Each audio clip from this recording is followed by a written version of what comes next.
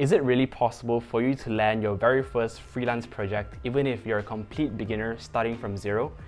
The answer is yes, and in this very short video, I'm going to share with you 3 quick tips that you can apply today for you to successfully land your very first freelance client with zero experience. Alright, so let's start with tip number 1.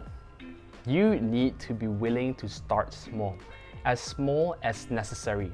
What do I mean by that? What I mean is, I don't care how confident you are in terms of your skill sets. You might have 10 years of experience working in a company or whatnot, right? But it doesn't matter that much because people will not trust you with big projects if you are a total beginner in terms of building your own projects. Okay? What do I mean by that? What I mean is, to get those first 20, 30, 50, 100 projects, your first few projects, even if it's not enough money for you to cover your cost, that's how you need to start. You need to start really small and build a very nice portfolio, reputation, get experience. This whole thing is a learning process for you as well, right? And through this initial projects, these seed projects, as I call them, you can use these projects as your very first case study or your very first portfolio for you to land bigger and bigger projects, for you to land more and more projects because you are now a lot more trustworthy, okay? I personally see a lot of freelancers on platforms like Upwork or Fiverr. I'm sure some of you have heard of this. These are the 2 main freelancing websites. You can go there and check it out, right? It's flooded with a lot of jobs, a lot of cheap jobs, or even maybe some are okay jobs, but look, it's an open market. Everyone is competing for that one key job, right? So obviously, for the guys with bigger pockets, they're gonna hire the more qualified freelancers. And for those with smaller pockets, they can't really choose. So it's an open market, right? And I see people doing this all the time, right? They go out to the bigger players even when they're just a tiny little fish with completely no experience. It's tough, okay? If you have no experience, you want to sell your service to a big corporate like your big 4 or your big 3 companies, it's gonna be very hard for you to land that deal. So you need to start small. Start with the tier 2, tier 3 guys, start with the startups, convince them, work with them, sell your ideas, your services to them. The benefits that you have as a small player is you are versatile. Okay, bigger companies will land bigger projects, but with bigger companies comes more red tape. They need to report to their managers, they need to take weeks to approve one small feature change. You, on the other hand, you're different. You're a small independent freelancer who's able to work and connect very independently with your client. And to me, the way I see it, this is your entry point as a small little fish in this big market to get your foot into freelancing. So just to quickly wrap up point number 1, start small, build a good, nice portfolio that you can show future clients, and then get the ball rolling from there, right? For myself, I can remember very clearly my very first project. I actually made a huge loss, right? It was pretty much doing it for free, but it wasn't for free. I couldn't even cover my costs, right? I was doing it at a loss, which is crazy, right? So, but it's good.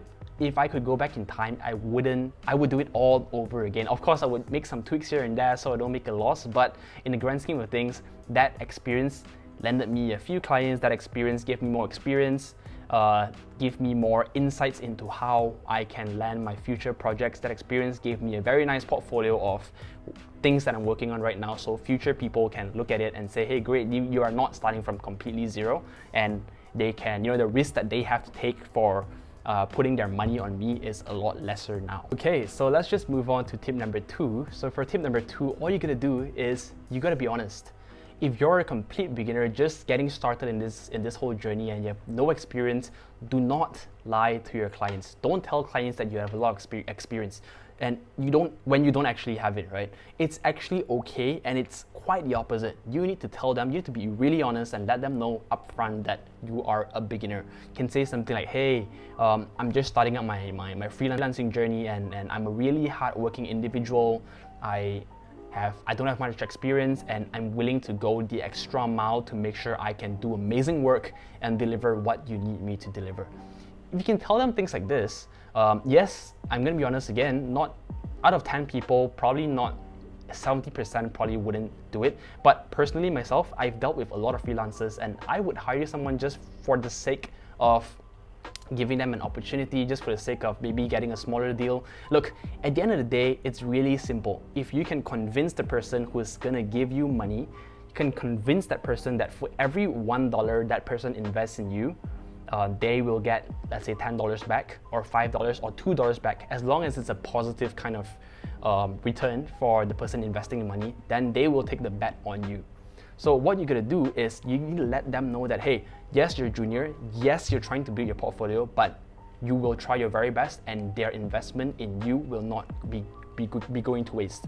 And if you can convince them about your work ethic, how genuine you are, and you can connect with them emotionally, they will oftentimes give you the opportunity rather than someone else, right? You don't want to be faking a corporate fund.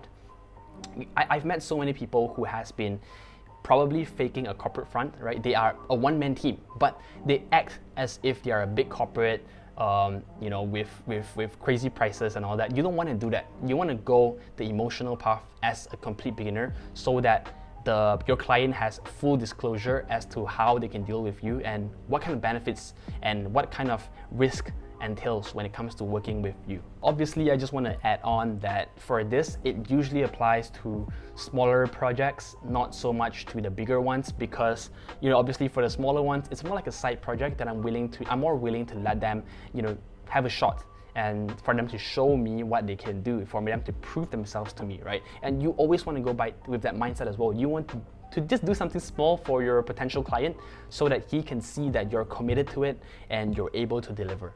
Right? Yes, again, just to repeat, don't go straight for the big projects. Go for the small little ones, prove yourself, and then the bigger guys, the bigger projects, the bigger ticket size will come.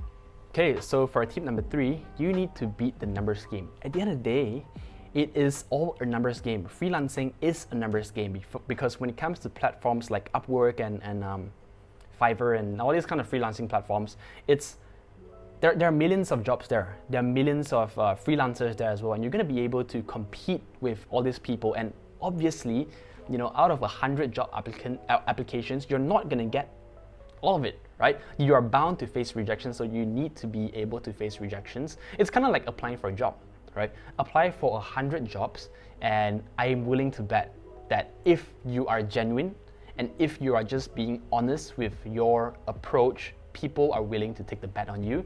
And if you're willing to take whatever tip I mentioned, doing it for a cheaper price and all that, they will take the bet on you. I know whatever I mentioned isn't rocket science, right? It isn't too pleasant to hear, in fact, right? But it is okay. It is what it is. In the beginning, when it comes to you getting your freelancing projects as a complete beginner, all odds are stacked against you.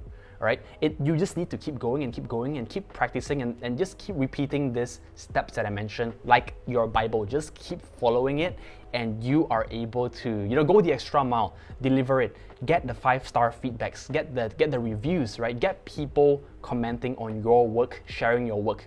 In fact, once you start building, think of it like a game again, right? Like a game, you are leveling up your account, right?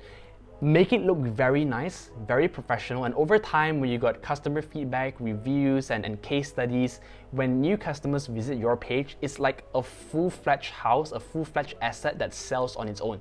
Think about that for a second, right? 3 to 4 months of hard work in return for a sustainable lead generation flow where people come to you. Now, the moment you can get people to come to you, the ballgame is very different. You no longer need to do all this hard work going out, spamming 100 proposals, calling people every day. You don't need to do that anymore, because when people start coming to you, it means that you have a stable base. And when people see you, they see something in it and they want to schedule a next call with you. All you want to do is try to land that very next call with them. Okay, so if you start small, be honest, and beat the numbers game, right? These are the 3 tips that I shared with you today. If you do this really well, repeatedly, and consistently, you're gonna do great as a beginner, right? Okay, so I hope you guys enjoyed this. If you guys like this kind of content, do give me a like or comment below. I would like to invite you guys to join my community as well. We have community members and a bunch of resources that will help you kickstart your freelancing journey or even accelerate your freelancing journey. I've been doing this for the past 1 year. I have landed multiple projects from 4 figures to 5 figures to 6 figures, and I've done it all at my own expense, my own pockets. I've burned through it multiple times, but I have learned a lot, and these are the 3 main tips that I would share if you are embarking on your journey as a freelancer, as a complete beginner with 0 experience, okay? So all the best, guys. Go out there and get your first project. I hope you like this video.